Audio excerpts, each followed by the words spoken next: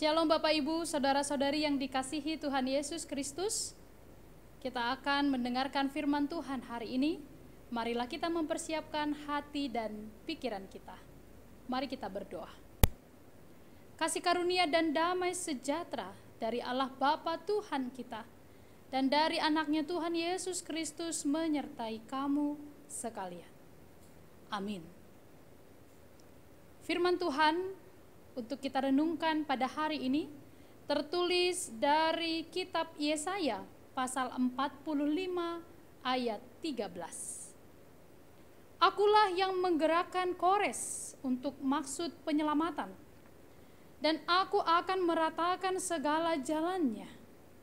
Dialah yang akan membangun kotaku dan yang akan melepaskan orang-orangku yang ada dalam pembuangan tanpa bayaran dan tanpa suap, firman Tuhan semesta alam. Demikianlah firman Tuhan. Bapak Ibu, saudara-saudari yang dikasihi Tuhan Yesus Kristus, Tuhan menciptakan kita manusia dengan sesuatu yang sangat berbeda dari makhluk hidup lainnya. Karena kita manusia dilengkapi dengan akal budi, dengan akal pikiran. Namun sayangnya, dalam menjalani segala aktivitas kita, dalam menjalani segala kehidupan kita, manusia lebih sering mengandalkan akalnya saja, mengandalkan pikirannya saja, dan lupa untuk mengandalkan kekuatan Tuhan. Kondisi inilah yang sering membuat kita menanamkan sebuah benih keraguan, benih ketidakpercayaan, dan benih kebimbangan akan kuasa kita kepada Allah. Karena umumnya kita berpikir sesuatu yang logis atau masuk akal dan sulit menerima hal-hal yang di luar jangkauan pikiran kita.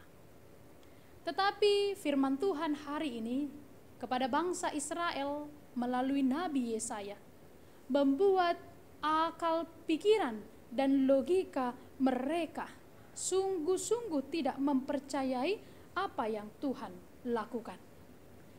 Tidak masuk akal mereka. Tidak masuk akal bangsa Israel. Nabi Yesaya menyampaikan bahwa kepada bangsa Israel Allah akan menyelamatkan mereka. Allah akan menyelamatkan mereka dari pembuangan, tetapi melalui Raja Kores. Siapakah Raja Kores? Raja Kores ternyata adalah seorang bangsa penyembah berhala. Raja Kores ternyata adalah seorang yang tidak mengenal Allah.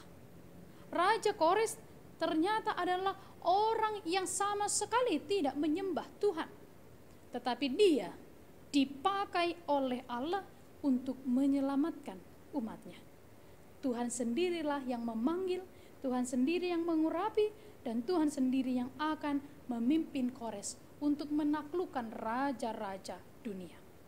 Tuhan sendiri yang memastikan bahwa Kores akan menang dan menyelamatkan bangsa Israel. Ini adalah sesuatu yang tidak masuk akal bagi bangsa Israel pada waktu itu.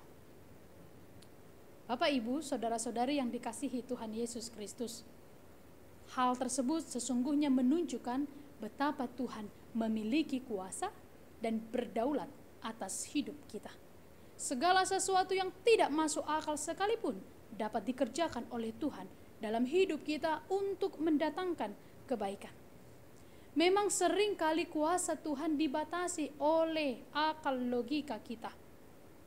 Apa yang bagi kita tidak masuk akal, Allah sanggup melakukannya. Jika kita melihat dan mendengar firman Tuhan hari ini, maka kita akan belajar bahwa Tuhan dapat menggunakan siapa saja. Walaupun orang itu orang yang tidak seiman, walaupun orang itu mungkin musuh kita, tetapi Tuhan dapat memakai mereka untuk menyelamatkan kita.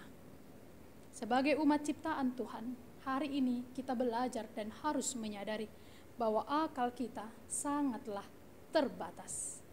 Tapi iman kita harus tertuju pada Tuhan untuk dapat menyelami dan menjangkau kuasa Tuhan yang besar, untuk menjangkau kasih-Nya, untuk menjangkau karyanya dan kekuatannya dan pekerjaan-pekerjaannya.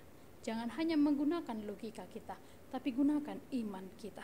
Seperti tingginya langit dari bumi, demikianlah tingginya jalanku dari jalanmu dan rancanganku dari rancanganmu. Yesaya 55 ayat 9. Bahkan Bapak, Ibu, Saudara-saudari, dalam menghadapi pergumulan berat apapun, tidak perlu kita mengalami frustasi, takut, dan stres, tapi serahkanlah kepada Tuhan, karena Dia mempunyai banyak cara untuk menolong kita, bahkan sesuatu yang di luar pikiran kita.